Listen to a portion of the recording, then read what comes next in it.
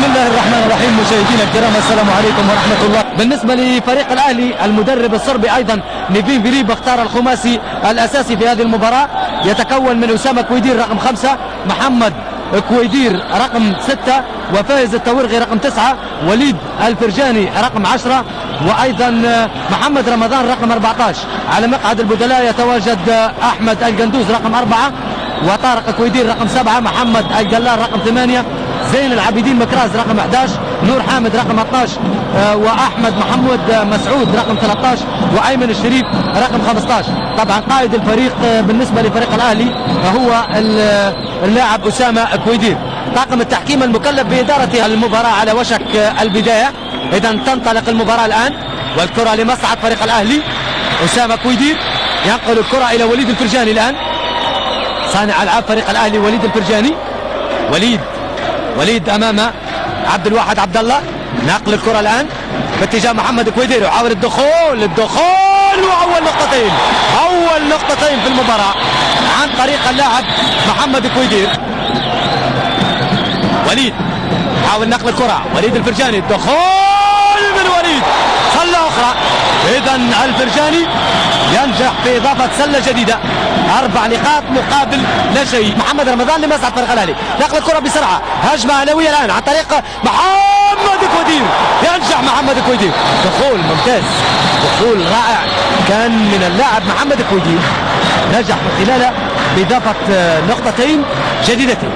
هناك وقت مستقطع الان يطلب مدرب فريق الاتحاد المدرب زوران تريفان المدرب الصربي اول وقت مستقطع في المباراه، ولكن لم تكتمل هذه التمريره الرائعه. عن الهجمه لمصلحه فريق الاهلي، اسامه ورميه ثلاثيه اخرى، رميه ثلاثيه جديده لمصلحه فريق الاهلي عن طريق اسامه كويدير. 6 نقاط جاءت من اسامه كويدير من رميتين ثلاثيتين، 16 نقطه مقابل 7 نقاط والتقدم اهلاوي. إذا خطأ على اللاعب اسامه كويدير، 16 نقطة مقابل 7 نقاط.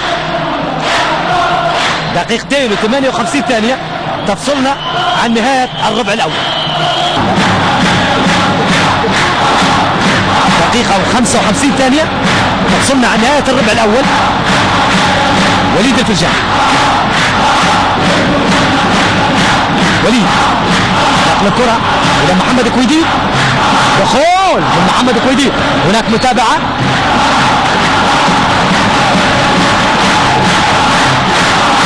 اختراق جيد لاعب محمد كويدير، ولكن في المتابعة خرجت الكرة وأصبحت لمصلحة فريق الاتحاد.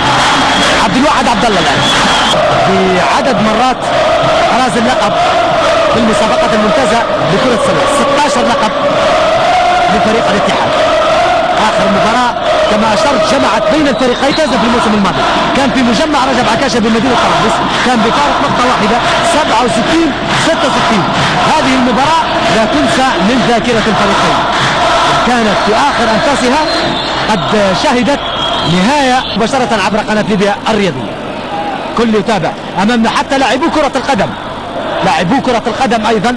نشاهد عادل عثمان متوسط وقلب دفاع فريق كرة القدم في النادي الأهلي، وأيضا إلى جانب زملائه حضروا أيضا لمساندة الفريق ولمتابعة هذه المباراة. إذا سحر كرة السلة يأتي على الكرة الآن، محمد رمضان، الدخول من محمد كويدير، ينجح، هناك خطأ أيضا، ينجح محمد إذا خطأ سلة وخطأ لمصلحة فريق الأهلي. هجمة أهلاوية، أسامة كويدير، أسامة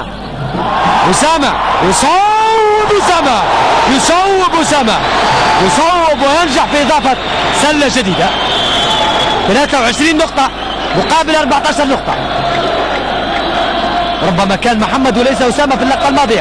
هذه محاولة لمصلحة فريق الاتحاد، ترجع الكرة، متابعة وليد الفرجاني، انطلاقة سريعة على التمرير والدخول رائع، تمريرة حاسمة وإكمال الكرة بشكل رائع. طارق إلى وليد الفرجاني، وليد يمرر، تمرير رائع، نقل الكرة والمحاولة، تمريرات ولا أروع حقيقة يقوم بها لاعبي فريق الأهلي. تخرج الكرة وتبقى لمصلحة فريق الاتحاد. حليل مسلاتي، طه جمعة، طه